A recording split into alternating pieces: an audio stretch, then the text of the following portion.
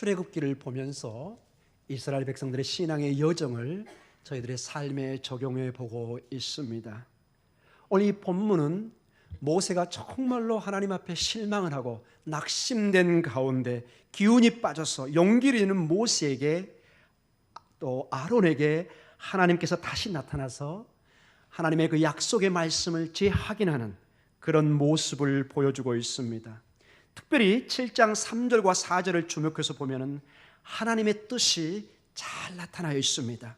3절과 4절을 같이 한번 보도록 하겠습니다. 내가 바로의 마음을 완악하게 하고 내 표징과 내 이적을 애굽 땅에서 많이 행할 것이나 바로가 너희 말을 듣지 아니할 터인즉 내가 내 손을 애굽에 뻗쳐 여러 큰 심판을 내리고 내 군대 내 백성 이스라엘 자손을 그 땅에서 인도하여 낼지라. 모세야, 조금만 기다려라. 내가 곧 이 일을 행할 것이다. 다시 불안해하는 모세와 아론에게 하나님께서 확신의 말씀을 약속을 주고 있습니다. 여기서 실망과 낙심에 가득 찬 모세를 대면한 하나님께서는 오늘 누가 진정한 지배자인가를 다시 한번 분명히 보여주고 있습니다. 4절에 내가 내 손을 애굽에 뻗쳐 여러 큰 심판을 내리고 내 군대 내 백성 이스라엘 자손을 그 땅에서 인도하여 낼지라. 강력한 주권을 표시하고 있습니다. 내가 내 손을 애굽에 뻗쳐 내 군대 내 백성을 인도해 낸다고 말씀하고 계십니다. 이런 본문의 말씀 볼 때 여러분 앞에 큰 위로의 말씀으로 적용해 주십시오. 우리는 그분의 백성이요 그분의 군대입니다. 하나님의 크신 손을 뻗쳐서 우리를 심판하는 것이 아니라 적들을 물리치고 영원한 나라로 우리를 인도해 가실 것입니다. 하나님은 우리의 주권자이시고 우리 삶의 진정한 주인이신 것입니다. 세상에 보이는 바로 왕이나 세상의 왕들이 우리의 운명을 주관하는 것이 아니라 오직 하나님만이 당신의 손을 뻗치셔서 우리를 생명의 땅으로 인도해 내실 것을 말씀해 주고 있습니다. 오늘 7장 1절과 5절에서 분명히 보여주는 것은 그래서 하나님은 하나님이시라는 것입니다. 하나님은 그 누구하고도 비교할 수 없는 우주의 왕으로서 우리의 삶에 서 있는 것입니다. 바로는 명령하고 바로는 억압할 수 있고 바로는 때로는 채찍으로 이스라엘 백성을 괴롭힐 수는 있지만 바로가 진정한 주인이 아니고 지배자가 아닌 것입니다. 모세는 이것을 이 사실을 명심하고 이 진리를 믿고 그의 신앙의 걸음을 걸어야 한다는 것을 오늘 본문에 보여주고 있습니다. 모세야, 보지 못하느냐, 알지 못하느냐, 내가 내 백성을 내 군대를 내 손으로 인도할 것이다. 네가 그것을 이제 보게 될 것이다. 조금만 믿음의 눈으로 기다려라.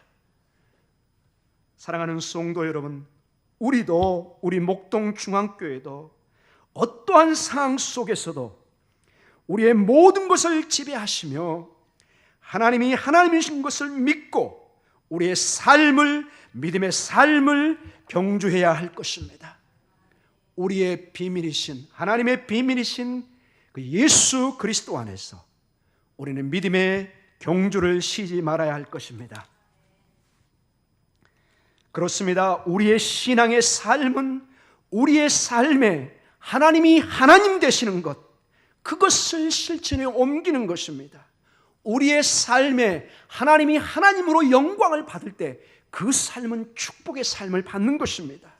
나의 모든 것을 통제하시며 인도해 가시는 그분이 바로 하나님인 것을 알고 우리의 삶을 믿음으로 담대하게 살아갈 때 거기에는 기적이, 거기에는 놀라운 일들이 일어날 것입니다. 하나님의 손으로 자기의 백성을, 자기의 군대를 반드시 인도해 갈 것입니다. 그것이 우리의 삶의 신뢰이고 우리가 오늘도 실망하지 않고 담대히 살아갈 수 있는 근거가 되는 것입니다. 오늘 본문 7장 1절과 7절을 보면 계속해서 모세가 중보자 역할을 감당하는 것을 볼 수 있습니다.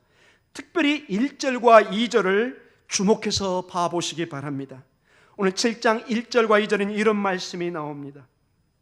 여호와께서 모세에게 이르시되 볼지어다 내가 너를 바로에게 신같이 되게 하였은즉 내 형 아론은 내 대언자가 되리니 내가 네게 명령한 바를 너는 내 형 아론에게 말하고 그는 바로에게 말하여 그에게 이스라엘 자손을 그 땅에서 내보내게 할지니라.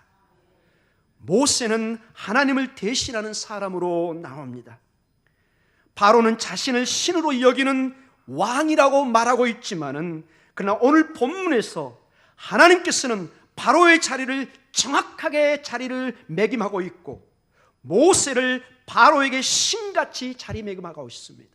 사랑하는 성도님, 이게 비밀입니다.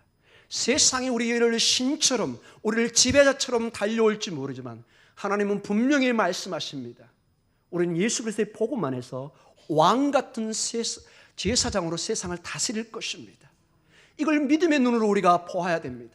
우린 지금으로 신분으로 여러 가지 남녀의 성별로 나눠져 있고 여러 가지 사회 신분으로 나눠질지 모르지만 복음의 능력 안에서는 바로는 우리 앞에 설 수가 없는 것입니다. 하나님의 자녀이라는 것은, 모세의 자리라는 것은 그만큼 귀한 것입니다. 하나님이 붙잡는 사람, 하나님이 자기의 대변자로 삼는 사람, 하나님이 자기 백성으로 삼은 사람은 그 누구도 손을 댈 수가 없습니다. 바로가 이것을 앞으로 깨달아갈 것입니다. 바로가 이것을 심각하게 보아가면서 이제는 후회할 날을 맞이하게 될 것입니다. 오늘 1절에 여호와께서 모세에게 이르시되 볼지어다 내가 너를 바로에게 신같이 되게 하였은즉 내 형 아론은 내 대언자가 되리니. 사랑하는 성도 여러분, 이것은 모세가 신이라는 뜻은 아닙니다. 그 대신에 모세는 하나님을 대표해서 하나님의 말씀을, 즉 복음을 전하는 사람입니다. 즉 이것은 모세가 지금 예수 그리스도의 길을 준비하고 있는 것을 보여주고 있습니다. 진정한 하나님이시며 진정한 하나님의 중보자이신 예수님의 길을 지금 모세를 통해서 우리는 보고 있는 것입니다. 사랑하는 성도님, 이것을 신명기 18장 18절에 약속해 주고 있습니다. 신명기 18장 18절에 이런 말씀이 있습니다. 내가 그들의 형제 중에서 너와 같은 선지자 하나를 그들을 위하여 일으키고 내 말을 그 입에 두리니 내가 그에게 명령한 것을 그가 무리에게 다 말하리라. 한 선지자를 약속하고 그 선지자가 이제 약속 가운데 오실 것을 말씀하고 있습니다. 그런데 놀랍게도 사도행전에 베드로가 솔로몬 행각에서 목숨을 걸고 복음을 선포하는데 이런 놀라운 말씀을 하고 있습니다. 사도행전 3장 21절에 이런 말씀을 주고 있습니다. 모세가 말하되 주 하나님이 너희를 위하여 너희 형제 가운데서 나 같은 선지자 하나를 세울 것이니 너희가 무엇이든지 그의 모든 말을 들을 것이라. 근데 지금 베드로가 솔로몬 행각에서 말한 이 말씀의 배경이 누구를 배경으로 하신 말씀이죠? 예수 그리스도를 지금 선포하는 가운데 이 말씀이 나왔다는 것이 중요한 것입니다. 우리 예수 그리스도가 하나님의 중보자고 대변자인 것입니다. 우리는 예수 그리스도를 통해서 하나님을 알 수 있습니다. 우리는 예수 그리스도를 통해서 하나님의 영광을 보고 영원한 생명과 가치를 보는 것입니다. 그래서 예수 그리스도는 하나님의 영원한 비밀인 것입니다. 이 말씀을 구체적으로 히브리서 3장 1절과 3절에는 이렇게 말씀하고 있습니다. 히브리서 3장 1절과 3절에 그러므로 함께 하늘의 부르심을 받은 거룩한 형제들아 우리가 믿는 도리의 사도이시며 제사장이신 예수를 깊이 생각하라. 그는 자기를 세우신 이에게 신실하시기를 모세가 하나님의 온 집에서 한 것과 같이 하셨으니 그는 모세보다 더욱 영광을 받을 만한 것이 마치 집전자가 그 집보다 더욱 존귀함 같으니라. 구약의 모든 것이 바로 이 예수 그리스도를 가리키고 있다는 것입니다. 그런데 놀라운 것이 오늘 주님께서 하늘로 올라가신 다음에 우리에게 이 예수 그리스도의 복음을 전할 수 있는 대변자의 역할, 선지자의 사명을 주셨다는 것입니다. 아멘. 여러분, 같은 입이라도 여러분 이 생명의 말씀을 전하는 자의 귀함을 봐보십시오.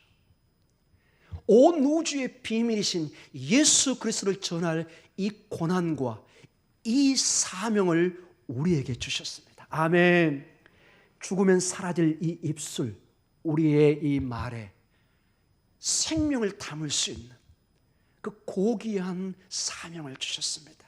별로 감동이 없어 보입니다. 한 예를 들어보겠습니다.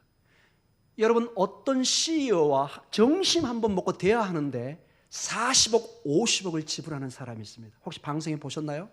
워런 버핏이나 이런 사람들, 빌 게이츠 이런 사람과 여러분 그 몇 마디 충고의 말을 듣기 위해서 40억, 50억. 돈이 좀 작죠, 여러분한테? 좀 작아서 반응이 없어 보입니다. 점심 식사 한 번 하는데 그 정도 지불을 해야 됩니다. 여러분, 그 회사의 한 경영의 어드바이스 하나 해주는데 우리가 평생 만져보지도 못하는 돈을 지불하는 사람이 있습니다.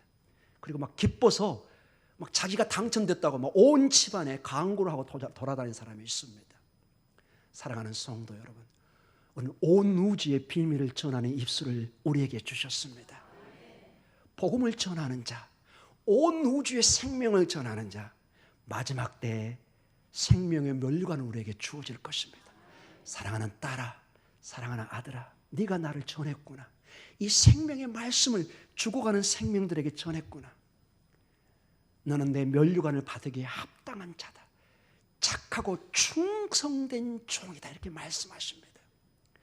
하나님의 일이 무엇인가? 우리의 믿음의 궁극적인 것이 무엇인가? 아버지의 아들이신 예수 그리스도를 믿는 것이라고 말씀하고 계십니다. 그 생명을 전하는 자가, 그것을 전하는 입술이 그 발이 복되다고 성경에 말씀하고 있습니다. 이것이 바로 복음의 기쁜 소식인 것입니다. 사랑하는 성도 여러분, 우리가 예수 그리스도의 대사입니다. 여러분, 대사는 온 나라에 가서 우리 국가를 대변해서, 대통령을 대변해서 모든 것을 얘기해 줘야 될 신분을 가지고 있습니다. 어떤 면에서 정권을 가지고 거기 서 있는 것입니다. 여러분이 부족한 저희들이 하나님께서 대사권을 주셨습니다. 아멘. 할렐루야. 사랑하는 성도 여러분, 우리는 반드시 기억해야 되는 또한 내용이 있습니다.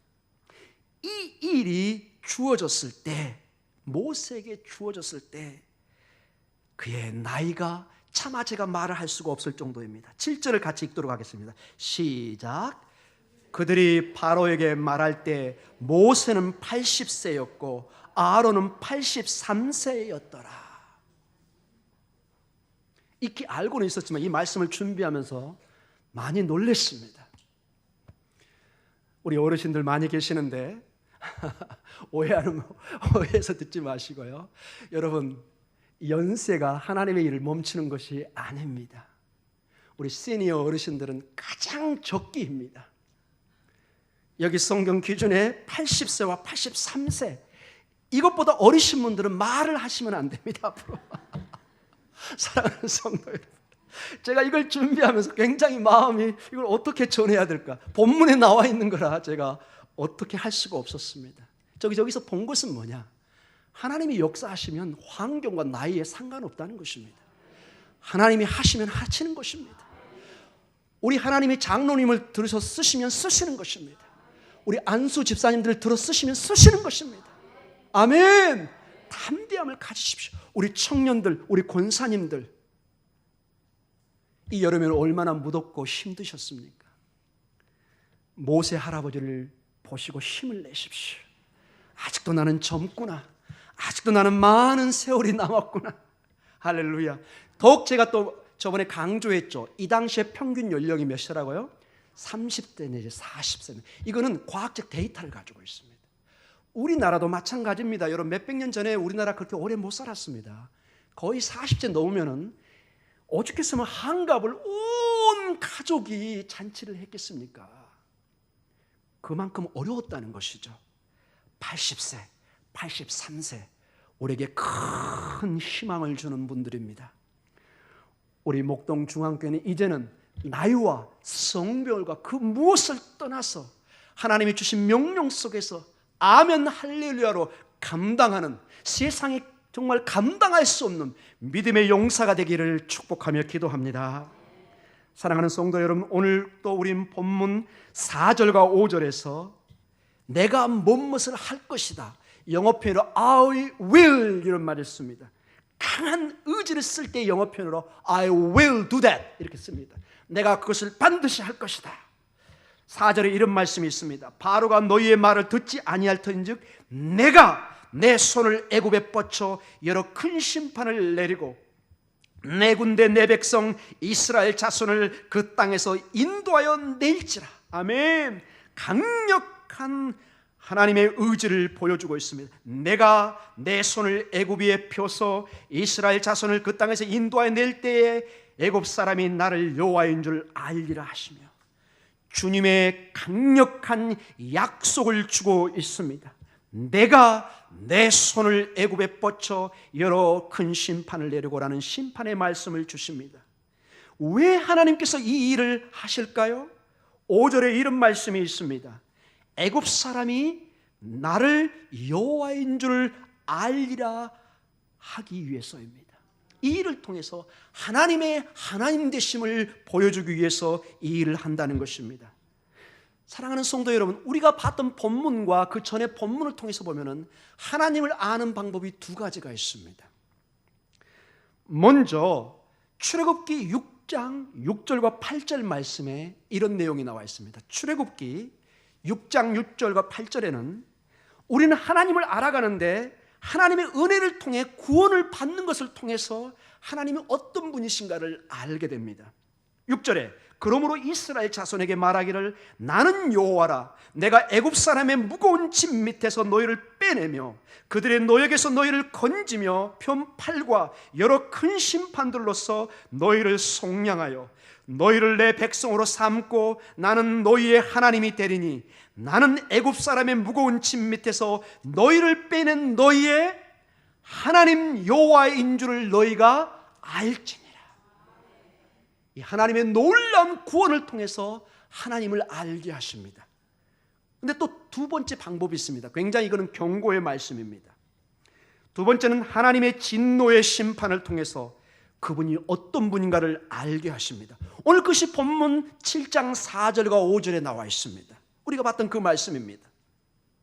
바로가 너희의 말을 듣지 아니할 터인즉 내가 내 손을 애굽에 뻗쳐 여러 큰 심판을 내리고 내 군대 내 백성 이스라엘 자손을 그 땅에서 인도하여 낼지라. 내가 내 손을 애굽 위에 펴서 이스라엘 자손을 그 땅에서 인도하여 낼 때에야 애굽 사람이 나를 여호와인 줄 알리라 하시매. 여러분, 우리는 어떤 하나님의 체험과 하나님을 아는 방법을 취해야 될까요? 첫 번째 거죠. 매를 맞은 다음에 심판을 당한 이후에 하나님을 아는 것은 무척 괴로운 일입니다. 사랑하는 성도 여러분, 결국 모든 사람이 예수 그리스도가 하나님이신 것을 고백할 날이 올 것입니다. 빌립보서 2장 10절과 11절에 이런 말씀을 약속하고 있습니다. 빌립보서 2장 10절과 11절 말씀 같이 읽겠습니다.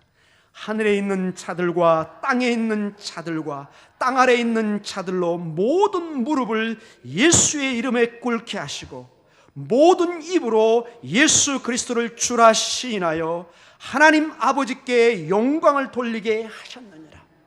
아멘. 모든 입술과 무릎이 이제 예수 그리스도가 하나님인 것을, 그분을 경배하는 날이 올 것입니다. 결론적으로 말씀을 맺어가도록 하겠습니다. 하나님을 알아가는 바로의 마음을 살펴보면서 우리에게 경각심을 일으키기를 원합니다. 오늘 3절에 내가 바로의 마음을 완악하게 하고 내 표징과 내 이적을 애굽 땅에서 많이 행할 것이라. 우리는 출애굽께서 바로의 마음을 하나님께서 완악하게 한다는 표현을 합니다. 완악하게 하다. 굉장히 이렇게 돌덩이처럼 이렇게 강하게 만드는 것입니다. 여기서 출애굽기의 두 가지 긴장을 보게 됩니다. 한편으로는 주님께서 모든 일의 주관자로서 통제해가는 모습을 보여줍니다. 그리고 한편으로는 바로는 하나님의 말씀을 듣지 않고 거절한 것에 대한 책임을 져야 되는 것으로 그의 이 완악했던 마음을 표현하고 있습니다. 어떻게 보면은 하나님이 이 바로의 마음을 완악하게 돌덩이처럼 굳게 만드는데, 전체 과정을 보면은 사실은 하나님은 모세에게 기회를 줍니다. 몇 번을 주죠? 9번을 줍니다. 몇 번이요? 9번을. 그리고 그의 마음을 풀지 않을 때 10번째 장자를 생명을 거둬가는 하나님의 마지막 심판을 보여주고 있습니다. 그래서 여러분, 어떤 면에서 우리의 마음이 완악해져서 하나님의 음성을 듣지 못한다는 것은 어떻게 보면 하나님의 굉장한 경고인 것입니다.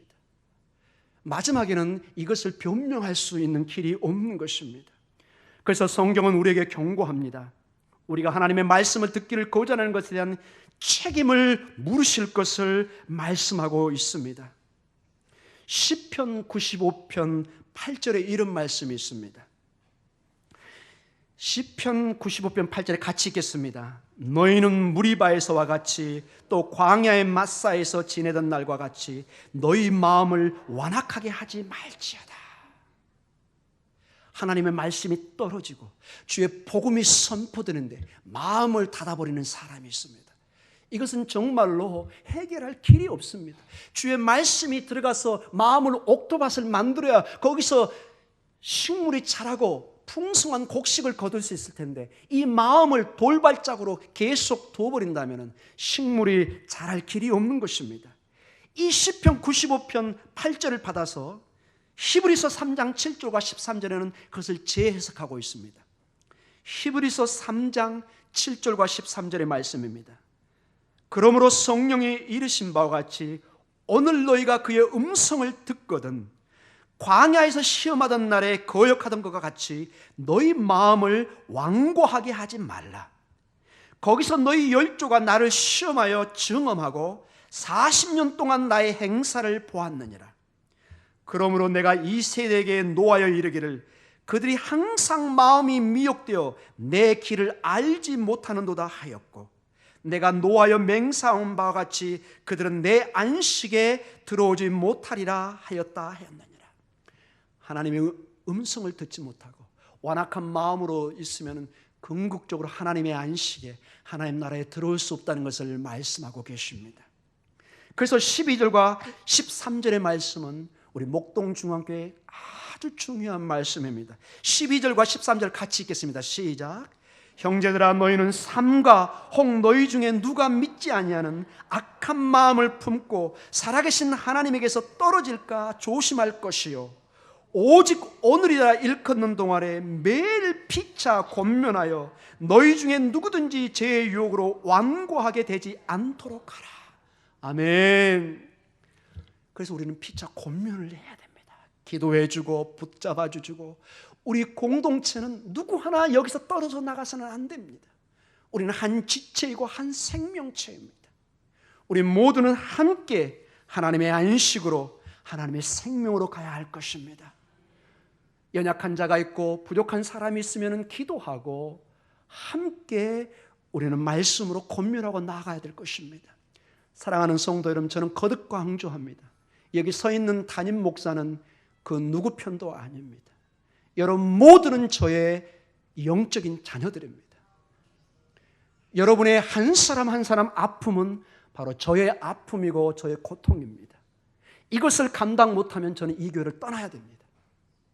사랑하는 성도 여러분, 이 담임 목사의 마음을 이해해 주시고 주님의 마음을 이해해 주시고 피차 권면하면서 한 유기체인, 한 공동체인 생명의 이 생명체를 절대로 나누지 마십시오.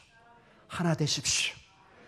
여러분 용기를 잃고 있습니까? 낙심하고 있습니까? 주님의 복음의 능력으로 다시 한번 외치고 믿음대로 살아갈 것을 다짐하십시오.